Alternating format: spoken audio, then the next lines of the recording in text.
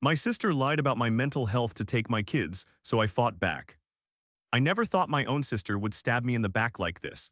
But here we are, sitting in a courtroom while she tries to convince a judge that I'm mentally unstable and unfit to raise my own children. The worst part is that she's using my darkest moments against me, twisting them into something they never were. My hands are shaking as I write this, not from instability but from pure rage and betrayal. It all started 6 months ago when my wife passed away in a car accident. I was devastated, completely broken, and yes, I struggled to keep it together for my two young kids. They were 7 and 9 at the time, and watching their father fall apart was probably the hardest thing they'd ever experienced. I wasn't sleeping, barely eating, and some days I couldn't even get out of bed. My sister came over during those first few weeks to help with the kids, cooking meals, doing laundry, and I was genuinely grateful for her support. But I should have seen the signs earlier. She started making little comments about how the kids needed stability, how they were suffering from seeing me in such a state. At first, I thought she was just being concerned, maybe pushing me to take better care of myself. She'd say things like how the kids were asking her why Daddy was always sad, or how they seemed more relaxed when she was around. I brushed it off because grief makes you paranoid, and I figured she was just trying to help in her own way. The turning point came when I had what I now realize was a panic attack while trying to help my youngest with homework. My chest felt tight, I couldn't breathe properly, and I had to excuse myself to the bathroom where I splashed cold water on my face until the feeling passed. When I came back out, my sister was there with this look of concern that seemed almost performative. She suggested that maybe I should consider letting the kids stay with her for a few days, just until I felt better. I refused, of course. These were my children, and despite everything I was going through, I was still their father. I was getting better each day, slowly but surely. I'd started going to the gym again, was eating regular meals, and had even begun reading bedtime stories to the kids like I used to. But my sister kept pushing, kept insisting that I wasn't capable of providing the stability they needed. She'd bring up incidents that seemed much worse when she retold them than they actually were. Then came the day that changed everything. I was at work, finally feeling like I was getting back into a normal routine, when I got a call from my kids' school. They told me that my sister had come to pick them up, claiming there was a family emergency. My blood ran cold because I hadn't authorized this, and there was no emergency that I knew of. I immediately called my sister, and she told me the kids were fine, that she'd taken them to her house because she was worried about me. I drove straight to her place, my heart pounding with a mixture of fear and anger. When I got there, she wouldn't let me see the kids right away. She sat me down in her living room and started talking about how I needed help, how the kids had been telling her things that concerned her. She claimed my youngest had said I'd been crying in my room for hours, that I'd forgotten to pick them up from school twice, that I'd been drinking during the day. Some of these things had happened, but she was twisting them into something much more sinister than they actually were. The drinking thing particularly bothered me because yes, I'd had a few beers during the day on a couple of occasions, but I wasn't drinking heavily or neglecting my responsibilities. The crying was real, but it was part of processing grief, not a sign of mental instability. And the school pickup thing had happened once, not twice, and I'd immediately called my neighbor to handle it when I realized I'd lost track of time during a difficult phone call with my wife's insurance company.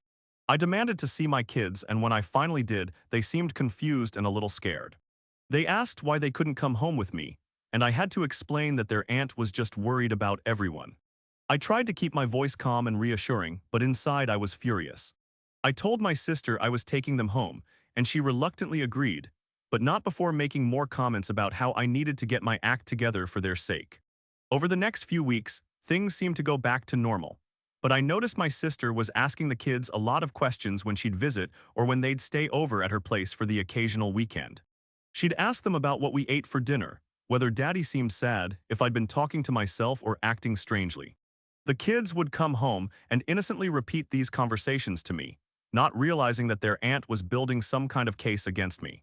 I started documenting everything after that. I kept a journal of our daily activities, took photos of the meals I cooked, saved receipts from grocery trips, and even started recording some of our conversations when my sister would call. I had this growing feeling that something was wrong, that she was planning something, but I couldn't have imagined how far she'd actually go. The bombshell came when I received legal papers at my door. My sister had filed for emergency custody of my children, claiming that I was mentally unstable and posed a danger to their well-being.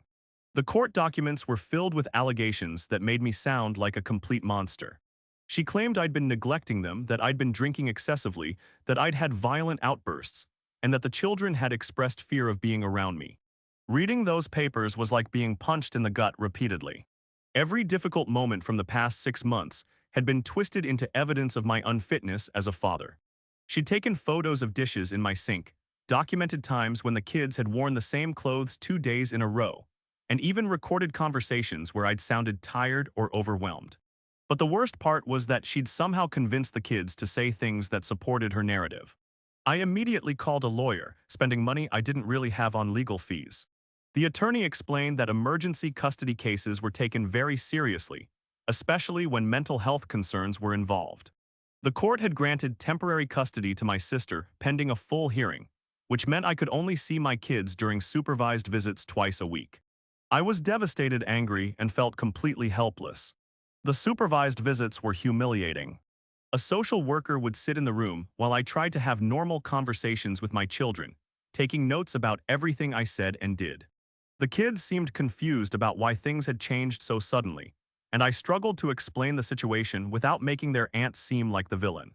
I didn't want them to be caught in the middle of this adult conflict, but I also needed them to understand that I loved them and wanted them to come home. During one of these visits, my youngest accidentally let slip something that made my blood boil. He mentioned that their aunt had been asking them to remember the times when Daddy was sad, and that she'd told them it was okay to talk about how scared they felt. It became clear that my sister had been coaching them, planting ideas in their heads about being afraid of me when they'd never expressed any such feelings before. I started digging deeper into my sister's motivations, and that's when I discovered something that changed everything. Through a mutual friend, I learned that my sister and her husband had been trying to have children for years without success. They'd been through multiple rounds of fertility treatments, had suffered several miscarriages, and had been turned down for adoption due to some financial issues in their past. Suddenly, her intense interest in my kids' welfare made a lot more sense. This discovery led me to investigate further, and I found out that she'd been telling people in our family and social circle that she was essentially raising my kids already. She'd been posting photos of them on social media as if they were her own, taking them to events and introducing them as her children to people who didn't know better. She'd created this whole narrative where she was the stable, loving caregiver who'd stepped in to save these poor children from their mentally unstable father. Armed with this information, my lawyer and I developed a strategy to expose her lies. We gathered evidence of her deception, including screenshots of her social media posts, testimonies from friends who'd heard her false claims, and documentation of her fertility struggles that could establish motive. We also arranged for me to undergo a comprehensive psychological evaluation to prove that I was mentally stable and capable of caring for my children. The psychological evaluation was thorough and somewhat invasive, but I was determined to clear my name. The psychologist spent hours with me, conducting interviews, administering tests, and reviewing my medical history. I was honest about my grief, my struggles, and the challenges I'd faced as a single father, but I also demonstrated that I was coping well and had never posed any danger to my children. Meanwhile, I started rebuilding my relationship with my kids during our supervised visits. I brought photo albums from before their mother's death, showing them happy memories and reminding them of all the good times we'd shared. I also started bringing small gifts and activities that we could do together during our limited time, trying to maintain some sense of normalcy despite the artificial circumstances. The breakthrough came when my oldest child, during one of our visits, started asking questions about why they couldn't come home. I could see the confusion in their eyes, and I realized that my sister's manipulation was actually backfiring. The kids missed their normal routine, their own bedrooms, and the familiarity of home. They were starting to understand that something wasn't right about the situation, even if they couldn't articulate it clearly. I also discovered that my sister had been intercepting communications between me and the kids. She'd been monitoring their phone calls, reading their messages, and even going through their backpacks to see if I'd sent any notes or letters. This level of control was starting to make the kids uncomfortable, and they began asking why their aunt was being so strict about their contact with me. The turning point in the legal battle came when my lawyer uncovered evidence that my sister had been secretly recording conversations in my home during her visits. This was illegal in our state without consent, and it cast serious doubt on the credibility of her other evidence. We also found out that she'd been pressuring the kids to say negative things about me, threatening to take away privileges if they didn't cooperate with her narrative. As the court hearing approached, I felt a mixture of confidence and terror. I knew I had strong evidence to refute my sister's claims, but I also understood that family court judges took child welfare very seriously. If there was any doubt about my fitness as a parent, they might err on the side of caution and leave the kids with my sister. The day of the hearing was one of the most stressful experiences of my life. I sat in that courtroom watching my own sister testify about how dangerous and unstable I was, listening to her twist every difficult moment into evidence of my unfitness. She spoke with such conviction that I almost started to doubt myself, wondering if maybe I really had been as bad as she made me sound. But then it was my turn to present evidence.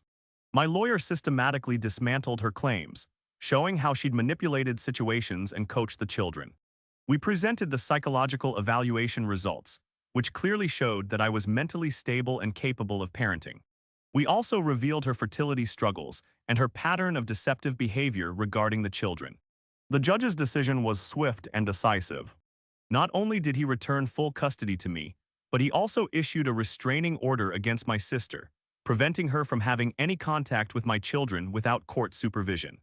He stated that her actions constituted a clear case of parental alienation, and that she'd engaged in fraudulent behavior to manipulate the legal system. Walking out of that courtroom with my kids was one of the most emotional moments of my life. They ran to me with tears in their eyes, apologizing for things they didn't even understand, and I held them tight while promising that we'd never be separated like that again. The relief was overwhelming, but I also felt a deep sadness about the destruction of my relationship with my sister. The aftermath has been complicated. My kids needed time to readjust to being home, and they'd been somewhat traumatized by the whole experience. They'd been told things about me that scared them, and it took weeks of patience and consistency to rebuild their trust completely. I had to be extra careful about everything I did, knowing that my sister might still be watching for any opportunity to challenge the custody decision. The legal bills nearly bankrupted me, and I had to sell some of my wife's belongings to pay for the attorney fees. This was emotionally difficult, but I knew my wife would have wanted me to do whatever it took to protect our children. I also had to deal with the fallout in our extended family, as my sister had convinced several relatives that I was truly unstable and dangerous. Some family members still believe her version of events, despite the court's decision. This has created a permanent rift in our family, with cousins and aunts taking sides and creating an atmosphere of tension at every family gathering. I've had to make the difficult decision to limit contact with certain relatives to protect my children from further manipulation. The experience taught me some hard lessons about trust and the lengths people will go to get what they want. My sister's desperation to have children led her to try to steal mine, and she was willing to destroy my reputation and traumatize my kids to achieve her goal. I never would have believed she was capable of such deception if I hadn't lived through it myself. Looking back, I can see warning signs that I missed or dismissed. Her excessive interest in my parenting decisions, her constant offers to help that seemed more like attempts to take over, and her tendency to criticize my methods while positioning herself as the better option. I was so grateful for her support during my darkest period that I didn't recognize the manipulation until it was almost too late. The kids and I have grown closer through this ordeal, though I wish it hadn't taken such a traumatic experience to bring us together. They've learned some difficult lessons about trust and family loyalty, and I've had to explain concepts that no child should have to understand. But we've also developed a stronger bond, and they now understand that I will fight for them no matter what. My sister has made a few attempts to contact me through intermediaries, claiming she was only trying to help and that she never meant for things to go so far. But I can't forgive someone who is willing to destroy my family for their own selfish desires. The restraining order remains in place, and I have no intention of allowing her back into our lives. The whole experience has changed my perspective on family relationships and the importance of protecting what matters most. I'm more cautious now about who I trust with my children, and I've learned to document important interactions and keep detailed records of our daily life. It's sad that I have to live with this level of vigilance, but I won't let anyone threaten my family again. Today, my kids are thriving, and we've rebuilt our normal routine.